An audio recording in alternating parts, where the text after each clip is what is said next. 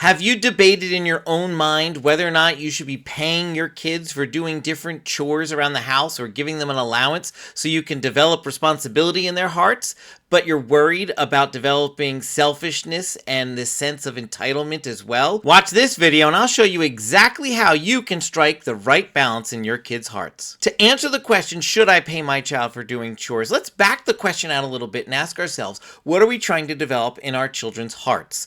I would suggest you're trying to develop a sense of responsibility in your children's hearts. You also want to have some side benefits like developing thoroughness, accountability, and helping them understand this relationship between if I work hard, there's some benefits to it.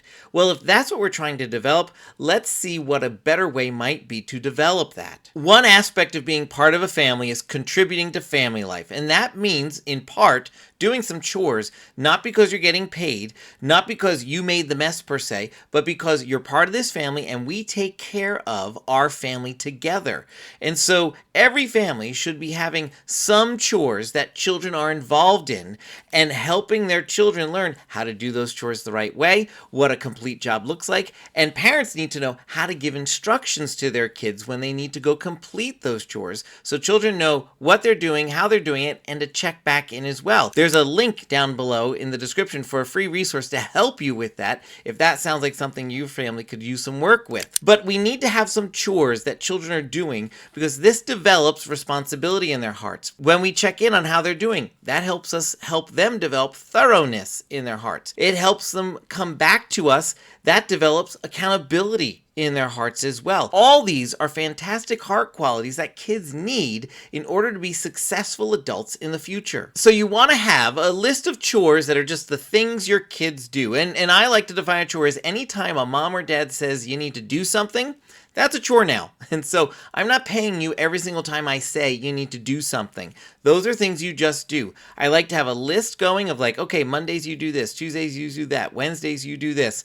That generally helps a lot of families, having a little bit of a schedule. But also, just anytime I say you need to go do something, you just need to go do it. I'm not paying you for obedience. But I am paying you for this. This is called a job. A job is different than a chore. Chores are what we use to help family life run smoothly. Jobs are what we use to help move forward in family life. So here's a job I'm about to post in my family. This is just a post-it note. It's nothing fancy. I wrote help wanted on the top. I wrote what I'm doing. Blueberry planting. We're going to plant some little blueberry shrubs here. And here's the basic job description. You got to take out the dead plants. You're going to have to plant new plants. You're going to have to weed and edge the bed that they're in for the garden. And then I added a few more things. I put down about how much money I'm willing to pay. About $10. This is a pretty big job. There's a lot of jobs that are $1, $2, $3 jobs. And if your kids are younger, there are much smaller jobs. This is a pretty big job, but you'll see the age here. You got to be at least 10 years old or older to do this job. This is a big job that I'm posting here, and you got to interview with me because I might not want to hire you based on how you did on previous jobs that I posted here as well. I might want to hire you based on how you did on previous jobs. This is a big job, but you can have lots of other jobs. Think about little ones. They could do things like organize the closet or organize the floor where all the shoes are in the closet. They might organize your pots and pans drawer. Or what about the place where you have all the little containers that you put all the lunches in and everything? That drawer is always a mess.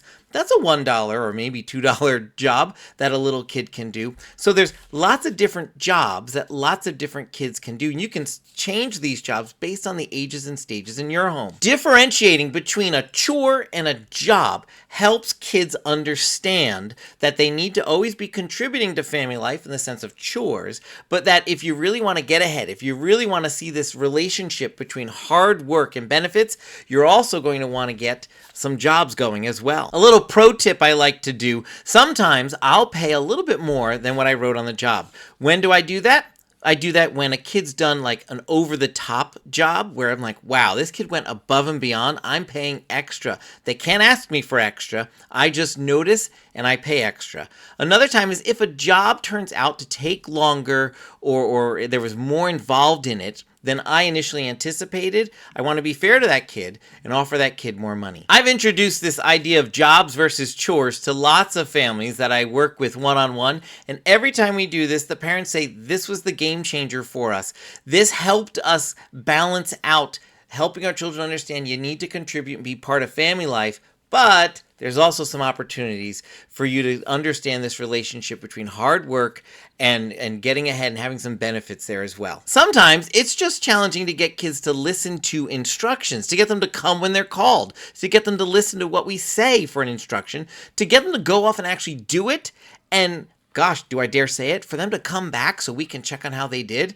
That's a difficult, tall order in a lot of families. And if that's the case for you, you need to grab the link in the description down below. There's a free resource there all about how to get kids to listen to your instructions and to actually follow through on what they're told to do instantly, completely, and cheerfully. It's worked with lots of families, and it can work with your family as well. Now, if you found this tip helpful, would you do me a favor and hit that like button? It'll help me out a whole lot, and then I'm going to trust YouTube to tell you the next best video for you to watch on this channel. Go check it out right here. Thanks so much for watching. I'll see you real soon. Bye, everyone.